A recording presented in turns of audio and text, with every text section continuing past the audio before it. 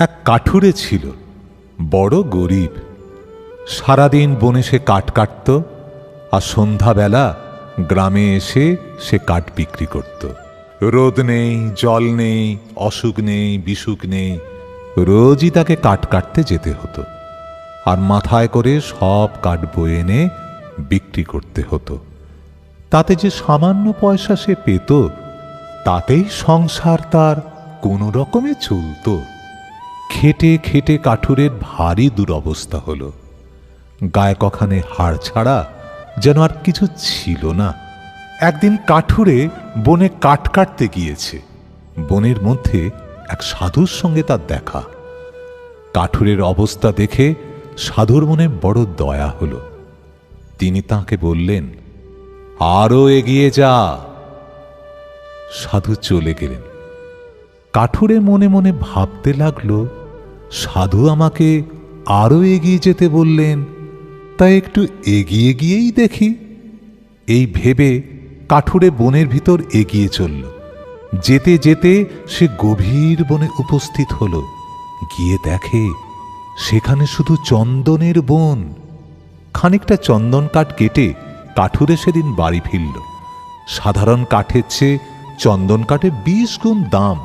কাঠুরে সেদিন অনেক পয়সা পেল। তারপর রোজই সে চন্দনের বনে চলে যেত আর চন্দন কাঠ এনে বিক্রি করত। সংসারে তার আর আগের মতো কষ্ট নেই। কিছুদিন পর তার মনে হলো, সাধু তো আমাকে এগিয়ে যেতেই বলেছিলেন, আরো কিছু এগিয়ে দেখি না কি হয়। সেদিন সে বনে গিয়ে চন্দন বনের পর আরো এগিয়ে চলল। খানিক গিয়ে সে দেখল তামার খনি। খানিকটা তামা কাপড়ে বেঁধে সে ঘরে ফিরে এলো। চন্দনের চেয়ে তামার দাম বেশি। কাঠুরে অনেক টাকা পেল। তার মনে তখন কি আনন্দ! তারপর রোজ সে তামার খনিতে যেতে লাগলো, আর যতটুকু বয়ে আনতে পারে নিয়ে আসে। এভাবে কিছুদিন যায়। কাঠুরের অবস্থা তখন আরো ভালো হয়েছে।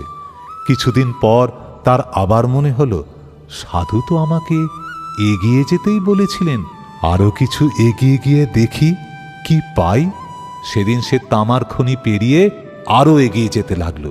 কিছু দূর গিয়ে দেখতে পেল এক রূপার খনি। মহানন্দে কাঠুরে যতটুকু পারল রূপা নিয়ে বাড়ি ফিরে এলো। দেখতে দেখতে কাঠুরে বড়লোক হয়ে উঠল।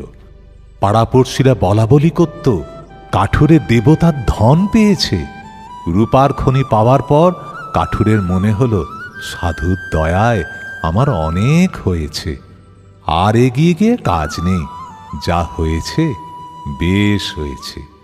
কিন্তু আবার তার মনে হলো, সাধু তো আমাকে এগিয়ে যেতেই বলেছেন, না, আমি থামব না, আরো এগিয়ে যাব। এইভাবে কাঠুরে রোজ রোজ খানিকটা এগিয়ে যেতে লাগলো। তাতে পরপর সোনার খনি, হীরের খনি, তারপর মণি, মুক্তা, জহরত সে পেল।